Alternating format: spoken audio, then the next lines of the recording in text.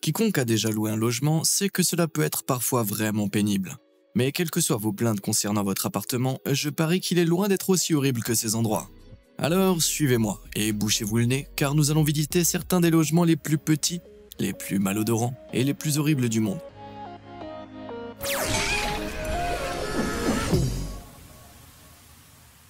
Des dortoirs effroyables.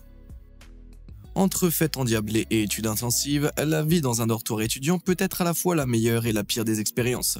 Ou dans ce cas précis, juste la pire. Ces logements insalubres font partie des résidences universitaires Gosse Delchev à Skopje en Macédonie du Nord. Ils abritent 1200 étudiants très malchanceux. De l'extérieur, le bâtiment ne semble pas très différent des autres, mais dès que vous entrez, vous êtes accueilli par un long couloir sombre qui semble tout droit sorti de mes pires cauchemars. Les murs sont couverts de moisissures, il n'y a pas d'éclairage et tout l'endroit est en ruine, dans un état de délabrement déprimant. Les étudiants payent plus de 65 $ par mois pour vivre dans ce pseudo Silent Hill, et ce loyer ne comprend même pas l'eau chaude en hiver, ils doivent la chauffer eux-mêmes.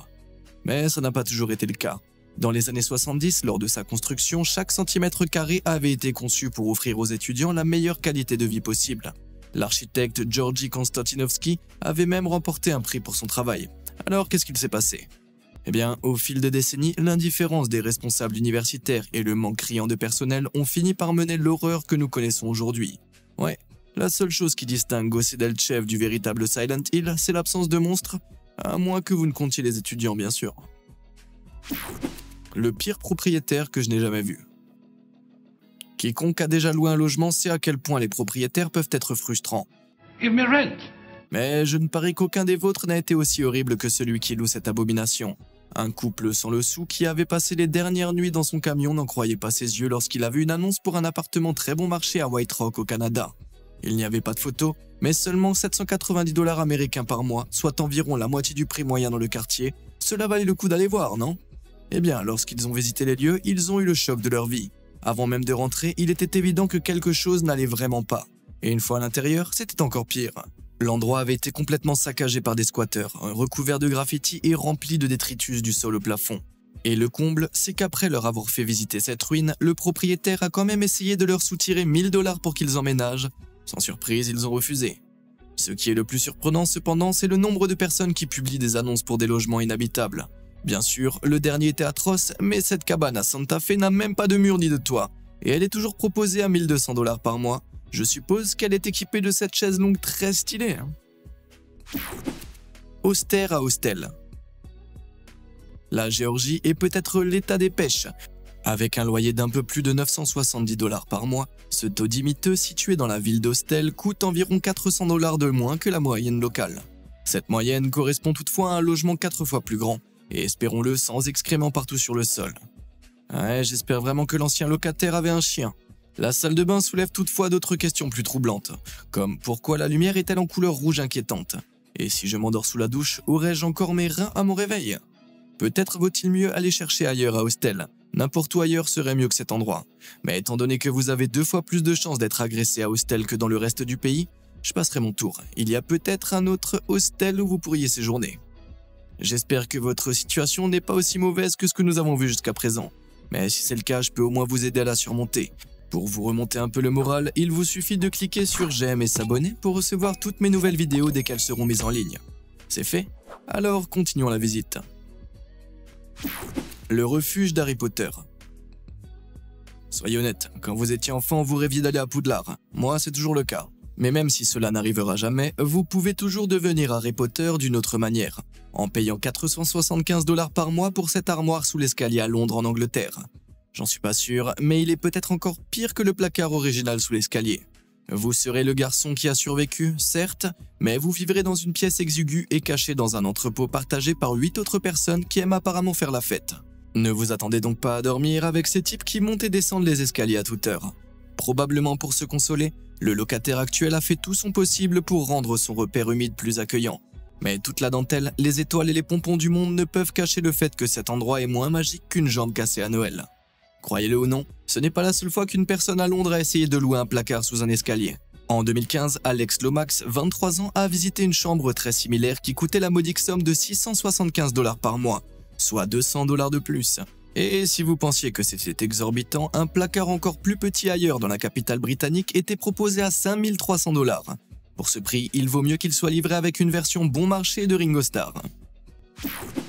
Nano New York. New York est peut-être la ville qui ne dort jamais, mais dormir est à peu près la seule chose que vous pourrez faire si vous vivez dans l'un de ces plus petits logements. Comme ici, pour 1650 $ par mois, cet appartement comprend un mini réfrigérateur, un placard et c'est tout. Il n'y a même pas de salle de bain.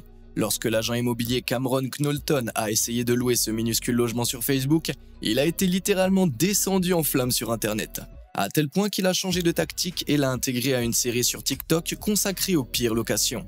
En plus d'être minuscule, le locataire potentiel doit partager ses toilettes, sa douche et même son savon avec tous les autres appartements de l'immeuble. Je suis sûr que c'était très populaire au plus fort de la pandémie du Covid. Et si vous regardez très attentivement, vous pouvez voir que ces photos ont été prises à Halloween. Le plus effrayant dans tout ça, ce n'est pas les squelettes sur le porche, mais le fait que quelqu'un ait pensé que cette triste petite chambre valait 1650 $. Les plus petits espaces de Corée du Nord. Quand on pense à la Corée du Sud, on imagine souvent les barbecues coréens, la K-pop et plus récemment Squid Game. Mais je suis ici pour vous présenter une autre particularité coréenne, les Goshiwon. Goshi quoi, me direz-vous? Ces cubes sans fenêtre et plutôt déprimants que l'on trouve à Séoul font partie d'un immeuble initialement conçu comme un logement temporaire pour étudiants. Cependant, en raison de leur prix abordable, ces minuscules pièces en forme de boîte appelées Goshiwon attirent de nombreux autres résidents plus permanents. L'un d'entre eux, le youtubeur Han Young-kook, a publié une critique de son Goshiwon à 175 $ par mois. Il explique que, bien que 30 hommes vivent dans le complexe, il n'y a que 2 salles de bain, ce qui fait que vous ne voudriez vraiment pas être le dernier dans la file d'attente. Cependant, avec une chambre de la taille d'une buanderie américaine moyenne, un passage aux toilettes peut être un répit bienvenu pour soulager sa claustrophobie.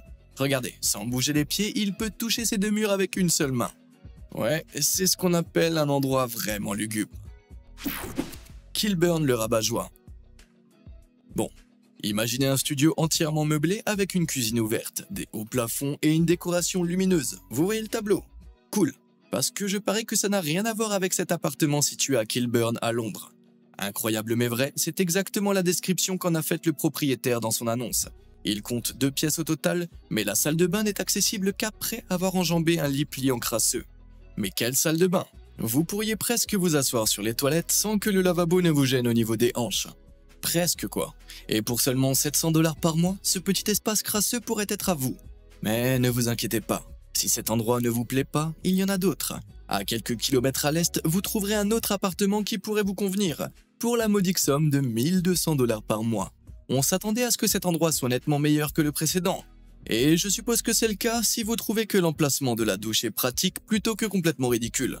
La salle de bain n'est pas mieux avec ses murs sales, une marche dangereuse pour accéder aux toilettes et... c'est une machine à laver? Bon, celui qui a conçu cet appartement aurait mieux fait d'abandonner ses études. Problème de toilette. Si je vous demandais quel est le pire endroit où vous pourriez installer des toilettes, où répondriez-vous? Je pense que juste à côté de votre lit figurerait en très bonne place sur la liste, comme dans cet appartement sinistre situé quelque part en Chine.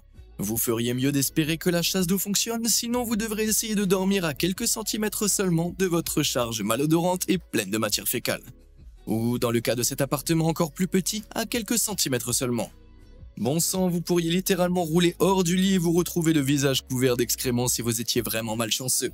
Mais celui qui a conçu cette salle de bain a aussi beaucoup à se reprocher. Sérieusement, au milieu de l'escalier, vous attireriez beaucoup de regards, c'est sûr.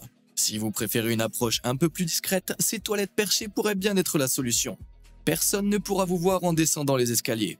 Mais si quelqu'un glisse et tombe dans le trou béant, il ne verra plus rien du tout. Je pense toutefois que le prix de la toilette la plus dégoûtante revient à l'appartement de ces deux types. Ils ont décidé d'assumer leur combinaison toilette-cuisine et ne laissent pas un simple besoin naturel les empêcher de cuisiner avec classe. Tant mieux pour eux, mais je ne mettrai jamais les pieds chez eux pour manger. San Francisco. San Francisco est une ville agréable à visiter, notamment pour sa culture dynamique et ses sites touristiques célèbres. Mais si vous aviez habité au 1751 Market Street en 2014, vous n'aurez rien trouvé d'agréable à cet endroit. En effet, vous auriez vécu dans des conditions parmi les plus épouvantables qui soient.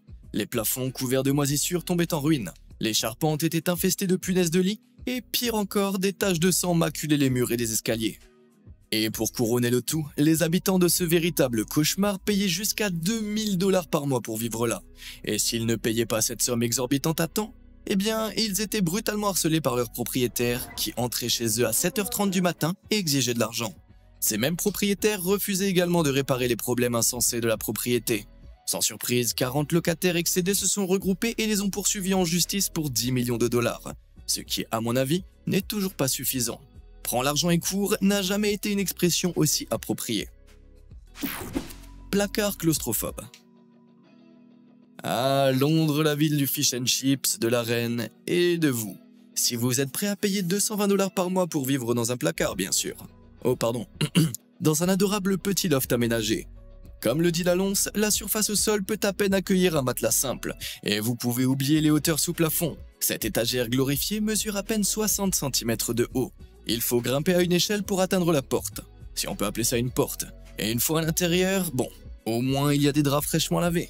Mais je suis presque sûr qu'il n'y a rien de frais dans ce taudis. Et le plus fou, c'est qu'on dirait que quelqu'un a vraiment vécu ici avant que l'annonce soit publiée.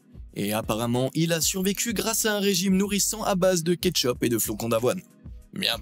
Alors, si vous mesurez moins d'1,60 m et que vous n'avez jamais souffert de claustrophobie, vous pourriez être le locataire idéal de ce placard. Oh, attendez, l'annonce a été publiée sur le site britannique Gumtree il y a plus de 7 ans. Désolé, il n'y a pas de quoi, pleurez pas trop, ok? $1 Nous avons vu beaucoup d'appartements horribles et hors de prix, mais qu'en est-il des logements à peu près habitables? La capitale japonaise, Tokyo, est connue pour ses appartements minuscules, mais ils sont rarement aussi élégants que celui-ci. Le fabricant de meubles suédois Ikea a acheté un minuscule espace de 9 mètres carrés dans le quartier branché de Shinjuku, et l'a équipé de tout ce dont vous pourriez avoir besoin, y compris d'une machine à laver personnelle. Dans le cadre d'une promotion sur les produits pour les petits espaces, les membres de la carte fidélité Ikea pouvaient postuler pour vivre dans cette pièce pour seulement 99 yens par mois. C'est incroyablement bon marché, soit $1 américain, soit le prix de leur sac bleu. Certes, le rapport qualité-prix est indéniable, mais je ne me vois vraiment pas vivre ici. C'est très exigu et tout est fabriqué par Ikea. Ce serait comme vendre mon âme à un fabricant de meubles bon marché. La chambre est même louée par Blahage, la mascotte un peu chelou du magasin. J'ai déjà entendu parler des usuriers, mais jamais des loueurs. Toronto. La ville la plus grande du Canada, Toronto, regroupe d'endroits incroyables à louer. Mais avec la hausse des loyers, vous aurez plus de chances de trouver quelque chose d'un peu moins grandiose. Même dans ce cas, vous espérez ne pas vous retrouver dans un endroit aussi horrible que celui-ci. Ah là là, malgré une annonce indiquant que la maison était entièrement meublée, le propriétaire n'a même pas pris la peine de fournir un cadre de lit. Dormir dans ce taudis signifierait donc être très proche des rats qui courent probablement partout à l'intérieur. Et à en juger par les autres pièces, vous ne serez pas mieux loti. Il n'y a littéralement rien d'autre dans cette pièce qu'une petite fenêtre, ce qui, j'imagine, serait utile pour regarder dehors et faire semblant d'être ailleurs. Et dans celle-ci, au moins il y a un cadre de lit. Alors, à votre avis, combien coûtait cette horreur lorsqu'elle a été mise en vente en 2015 ? 10 $? 10,99 ? Non, elle a été vendue pour la modique somme de 3100 $ par mois. À ce tarif-là, j'espère vraiment qu'ils ont ajouté des antidépresseurs.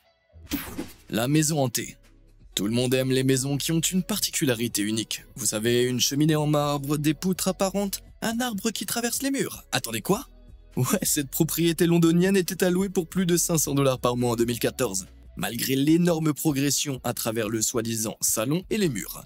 La maison avait été illégalement transformée en appartement par le propriétaire et était partagée par 8 résidents qui ne disposaient que d'une seule toilette.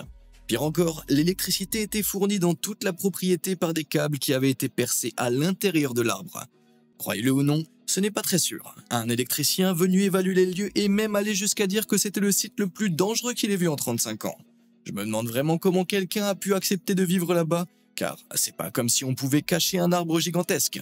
Il serait au moins pu le recouvrir de papier d'emballage ou quelque chose comme ça, non ? Petit à Paris.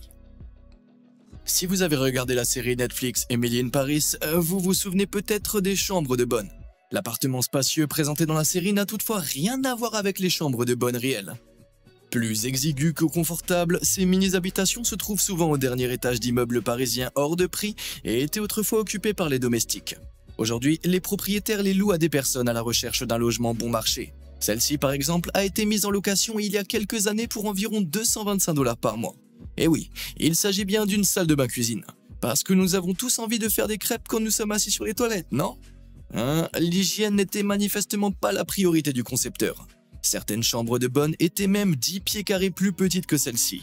Mais en 2002, leur location a été interdite. Donc oui, si Emily Paris était réaliste, elle ne se serait pas donné la peine d'aller à Paris.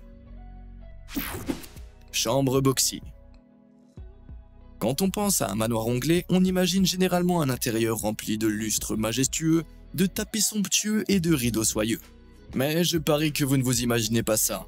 Baptisé Folly Hall, ce manoir est en quelque sorte la version Dollar Tree de Downton Abbey, avec ses jardins envahis par la végétation et laissés à l'abandon.